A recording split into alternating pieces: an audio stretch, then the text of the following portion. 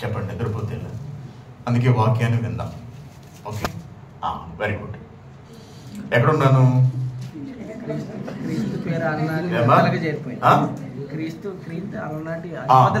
ఆ క్రీస్తు ఖ్యాతి చుట్టుపక్కల దేశాలన్నింటిలోనూ వ్యాపించేస్తే ఆయన కొరకు తండోపతండాలుగా జనాలు వచ్చేసారు.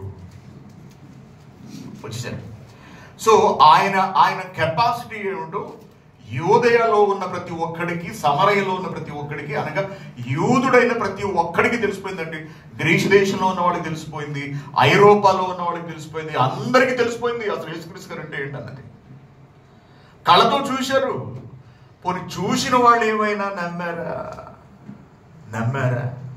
మరి నమ్మాలి కదా. నీ కళ్ళతోనే నువ్వు చూసావు కదా, నువ్వు ఎవడో చెబితే విన్నది కాదు కదా. నువ్వు చూసినప్పుడన్నా నమ్మాలి కదా. నమ్మలేదండి విడ్డూరం. అంతేనండి సమస్య.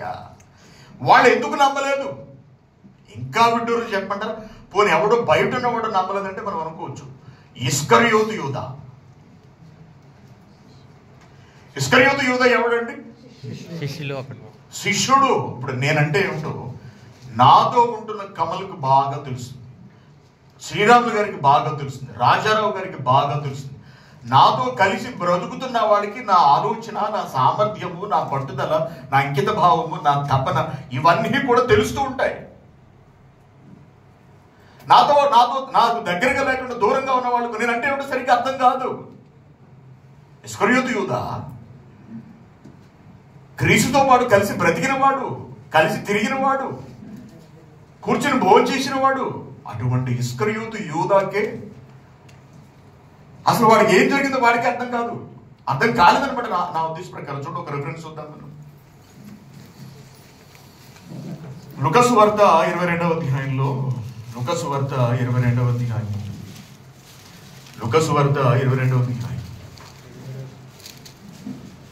3వ వచనం, 22వ అధ్యాయం 3వ వచనం. అంతటా 12 మంది శిష్యుల సంఖ్యలో చేరిన ఇస్కరియోతు అనబడిన యూదాలో సాతాను ప్రవేశించాడు. చక్కగా చెప్పాడు చూసారా, సాతాను ప్రవేశించాడు. కనుక వాడు కళ్ళు మూసుకుపోయాయి.